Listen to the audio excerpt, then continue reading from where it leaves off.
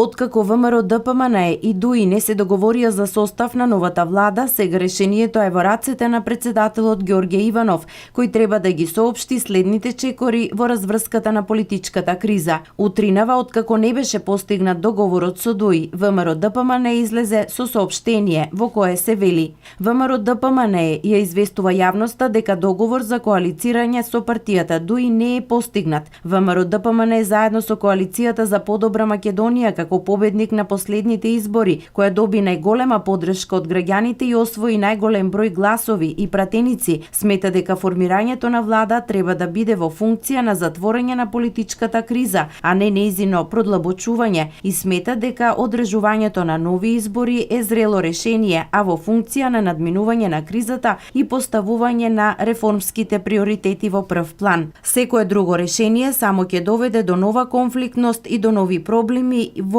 така поделеното општество и нема да биде во функција на одржливост и остварување на било чии програмски цели. ВМРО ДПМНЕ останува на своите принципиелни позиции по однос на стратешките прашања од државен и национален интерес и прогласот усвоен на 17 декември 2016 година. Правните експерти ја толкуваат оваа ситуација со напомена дека Уставот на Република Македонија не е прецизен во поглед на постапката која треба да се спроведе во вакви услови. Сите оние уставни толкувања кои што ги слушавме по медиумиве,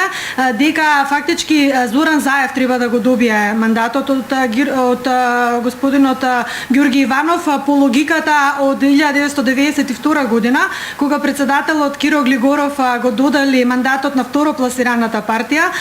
Веднаш морам да кажам дека тоа е противуставен чин и тогаш 92 и сега доколку се случи исто така ќе биде противуставен чин, бидејќи тоа никаде не е запишано во нашиот устав, ниту во деловникот на Собранието на Република Македонија, што значи дека доколку се случи тоа такво нешто, хипотетички, таквиот акт и на председателот на државата, но и составот, самата постапка за избор на влада би била противуставна, што значи дека би можело да се обжали до Уставниот суд, кој што е единствено надлежен да ја цени уставноста на актите донесени од Собранието на Република Македонија, односно од председателот на државата.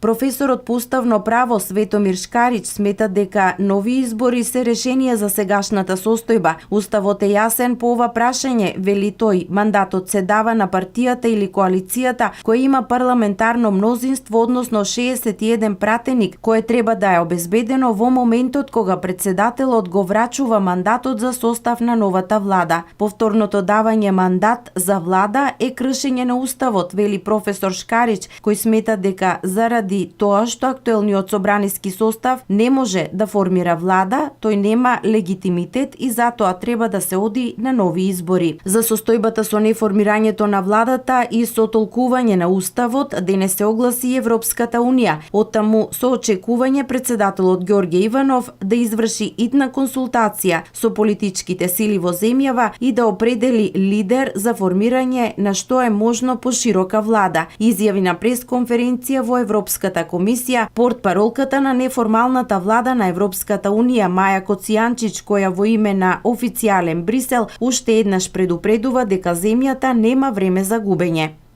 Ги повекуваме сите политички актери во земјата, вклучително и председателот, да делуваат на смирен и конструктивен начин, со целосна одговорност за решавање на сегашната состојба. Очекуваме председателот според уставот да изврши итна, отворена консултација со политичките партии во земјата и брзо да определи лидер за формирање на влада која ќе може да најде заедничко тло за формирање на стабилна, солидна и одговорна коалиција, истакнува Коцијанчич.